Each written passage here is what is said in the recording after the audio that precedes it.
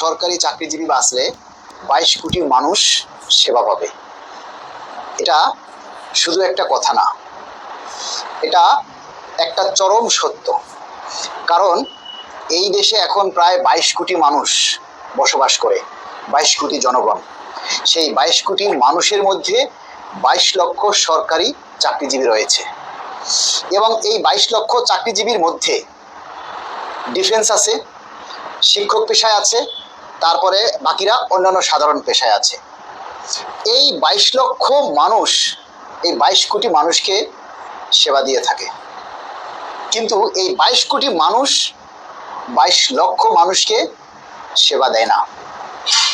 এই 22 লক্ষ সরকারি চাকরিজীবীরা 22 কোটি মানুষকে শিক্ষা, চিকিৎসা, যাতায়াত, তারপরে আপনার এই যে কি বলে অন্যান্য যতগুলি সেবা রয়েছে, নিরাপত্তা, তারপরে আনুষঙ্গিক, ইভেন একেবারে রাস্তা ঝাড়ু দেওয়া থেকে শুরু করে প্রত্যেকটা সেবা এই 22 লক্ষ কর্মচারী 22 কোটি মানুষকে দিয়ে থাকে, কিন্তু 22 কোটি মানুষ এই 22 লক্ষ মানুষকে সেবা দেয় না। সুতরাং এক কথায় বলা যায় যে 22 লক্ষ সরকারি চাকরিজীবী বাঁচলে 22 কোটি সাধারণ মানুষ বাঁচবে। 22 লক্ষ সরকারি চাকরিজীবী বাঁচলে 22 কোটি মানুষ সেবা পাবে। এই 22 লক্ষ মানুষের বেতন ভাতা বৃদ্ধি নিয়ে 22 কোটি মানুষের কোনো চিন্তা ভাবনা নেই। 22 কোটি মানুষ যেভাবে পারছে দেশটাকে লুটেপুটে খাচ্ছে। এই 22 কোটি মানুষ যেভাবে পারছে, একজন জুতা সেলাই করা থেকে শুরু করে একেবারে সর্বোচ্চ পর্যায় পর্যন্ত প্রত্যেকে যার যার মতো করে লুটে নিচ্ছে তাদের মজুরি। একজন জুতা সেলাইকারী 2015 সালে আমরা যে জুতাটা সেলাই করতাম 10 টাকায়, আজকে 2026 সালে সেই মুসির কাছে ওই জুতাটা সেলাই করতে 50 টাকা লাগে। 2015 সালে একজন রিক্সাওয়ালা যেটা 10 থেকে 20 টাকা নিত, আজকে 2026 সালে সেটা 60 থেকে 70 টাকা, 100 টাকা করে ভাড়া নিচ্ছে। প্রতিটা সেক্টরে, কোন সেক্টরে বলেন দাম বৃদ্ধি করে নাই, অথচ পাবলিক বলে পে স্কেল দিলে পাবলিক বলে কষ্ট পাবে। কিভাবে পাবলিক কষ্ট পাবে আপনারা একটু আমাদেরকে বলেন। পাবলিক তো ডান্ডা মেরে সরকারি চাকরিজীবীদের রক্ত চুষে খাচ্ছে। পাবলিক ডান্ডা মেরে প্রতিটা সরকারি চাকরিজীবীদের কাছ থেকে রক্ত চুষে খাচ্ছে।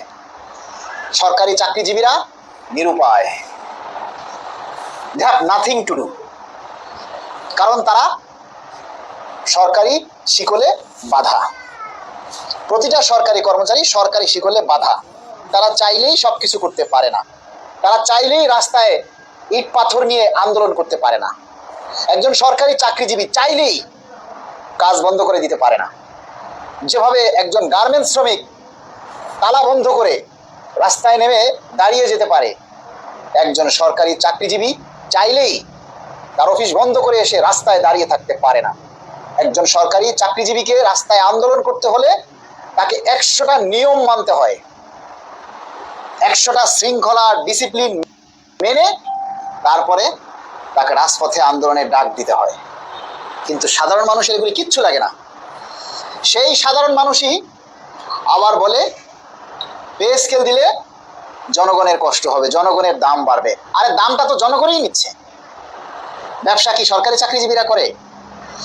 তরকারি কি সরকারি চাকরিজীবীরা বেচে না পাবলিক বেচে বলেন তো আপনারা? এই যে চাল ডাল তেলের ব্যবসা করে, এগুলি কি পাবলিক করে নাকি সরকারি চাকরিজীবীরা করে? এই যে রিক্সা চালায়, বিভিন্ন জায়গায় রিক্সা চালায়, বাস চালায়, সিএনজি চালায়, এগুলি কারা? পাবলিক না? এগুলি কি জনগণ না? কোনো সরকারি চাকরিজীবী কি রিক্সা চালায়, পাবলিক এই সিএনজি চালায়? হ্যাঁ চালায়। সেটা চালায় হলো ওভারটাইম, পার্ট টাইম।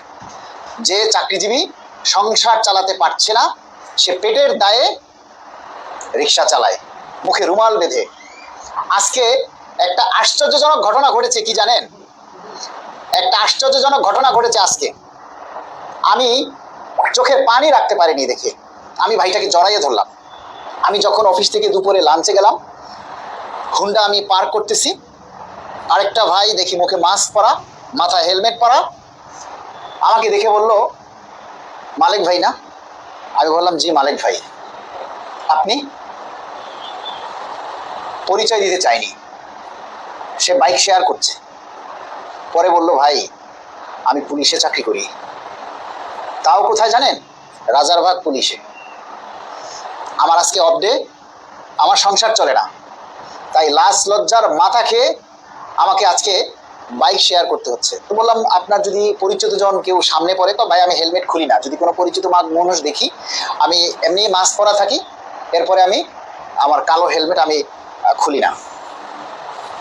আমি ভাইটাকে জড়াইয়ে ধরলাম যে স্যালুট আপনাকে, আপনি সংসার বাঁচাতে, পরিবারকে ঠিক রাখতে সেই চাকরির পরেও আপনি বাইক শেয়ার করছেন। এই হলো আমাদের সরকারি চাকরিজীবী। অথচ আমাদের দুঃখ সরকার বুঝতে চায় না, সাধারণ মানুষ তো বোঝেই না। সেই সাধারণ মানুষের পক্ষ থেকে আবার কিছু কিছু আবাল টকশো করতে যায়। তারা গিয়ে বলে, সরকার বিভিন্ন খাতে টাকা ঢালছে।